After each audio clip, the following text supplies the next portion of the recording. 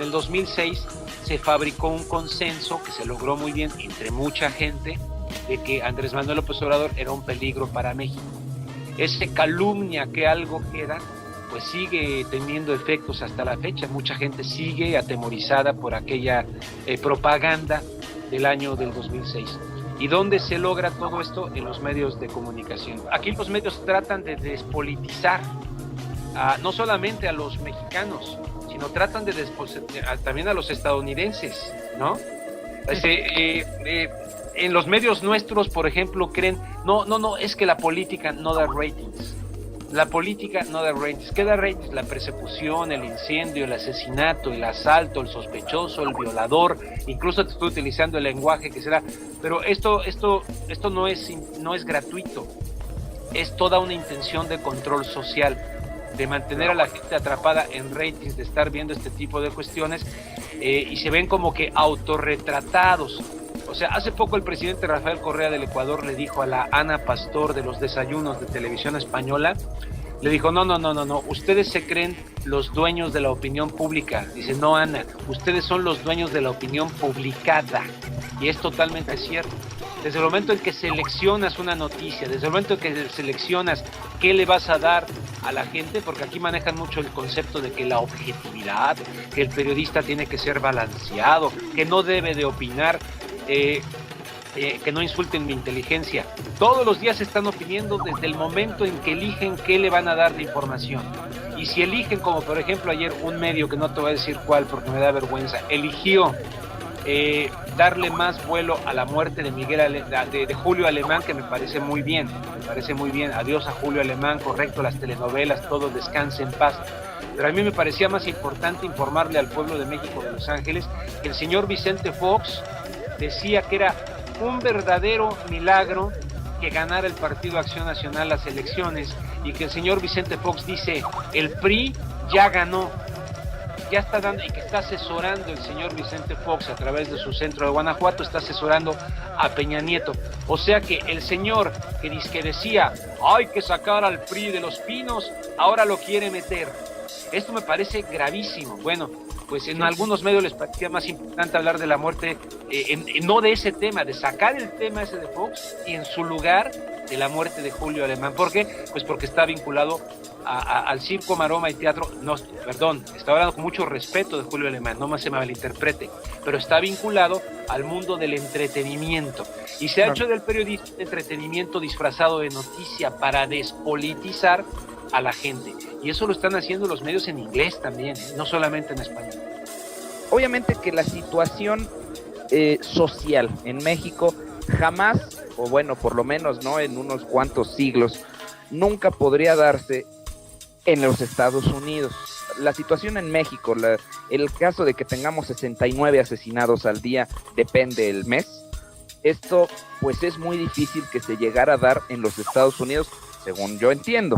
¿Por qué? Porque, pues bueno, no sé si a ese número, acá ocurren en diferentes ciudades constantemente crímenes, o sea, no en torno a esta espectacularidad que se le da en México, y que la tiene sin duda, no las cortacabezas, aunque hace poquito aquí se encontró, resulta que se encontró en el letrero famoso de Hollywood, y por cierto resulta ser un mexicano que trabajó en Mexicana de Aviación, la cabeza aquí aquí muy cerca de donde te estoy hablando, por Hollywood. Hay muchas cosas que ocurren acá de violencia, por ejemplo, en las escuelas, esto de las armas. Ayer mismo acá en Los Ángeles, una persecución de estas que son muy hollywoodenses, pero que se reportan constantemente a los medios. El tipo se bajó enloquecido y empezó a dispararle a la policía, o los que entran a disparar en las escuelas. O sea, acá también se cuecen habas, ¿sí? Te digo esto porque luego desde allá, desde México, yo también idealizaba mucho lo que acá pasa, y vemos el sueño americano, y cuando estás viviendo acá hay muchas cosas muy raras. Efectivamente, como usted lo define, no es espectacular, no es tan de todos los días o tan seguido que en los Estados Unidos se encuentra una narcofosa con 70 y tantas personas, que se encuentra un post-it humano con 4 personas completamente desmembradas. En México se hizo este acuerdo verdaderamente absurdo, que de hecho es a partir de ese acuerdo de autocensura que nace este espacio, porque dijimos, pero es que ¿cómo es posible que estamos en un país que nos lo están destrozando como jamás?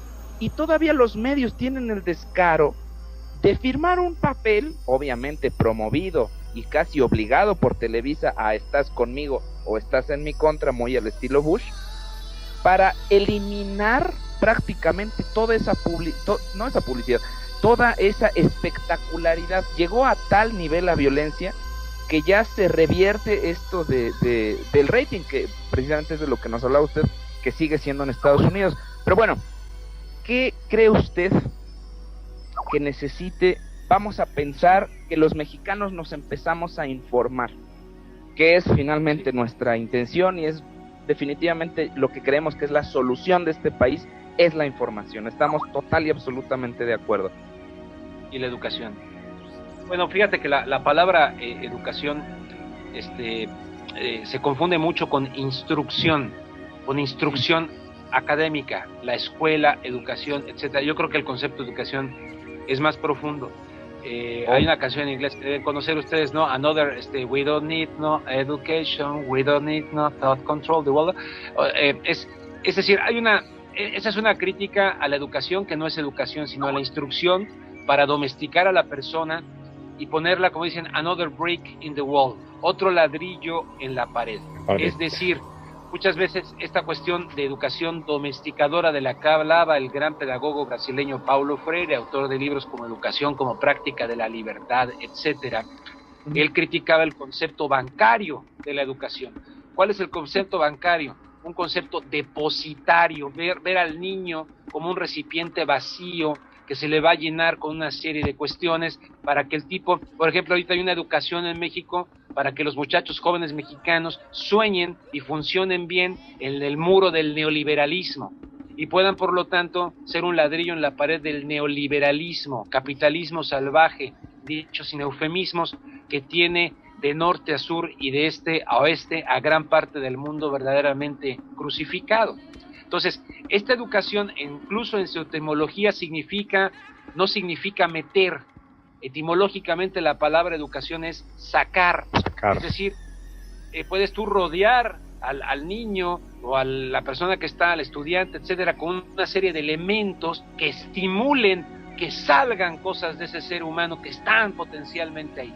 Y lo otro, el concepto depositario de la educación, es el que va apachurrando muchas cosas. Los niños siempre están en la edad de los porqués. ¿Por qué papá? ¿Por qué mamá? ¿Por qué esto? Llegan muchas veces a la escuela y le dieron en la madre a la edad del porqué, porque les empiezan a presionar de no dejar que fluya esa imaginación, esa inquietud. ¿Tú sabes cuántos niños acá en los Estados Unidos están yendo medicados a la escuela? Medicados con antidepresivos, con Ritalin, porque ahora resulta que tenemos al servicio de la industria farmacéutica una serie de enfermedades inventadas o exageradas, en las cuales hay una verdadera guerra en contra de los niños, y en un país como Estados Unidos, Canadá, ya nos están metiendo esa patineta también en México de ese tipo de cuestiones.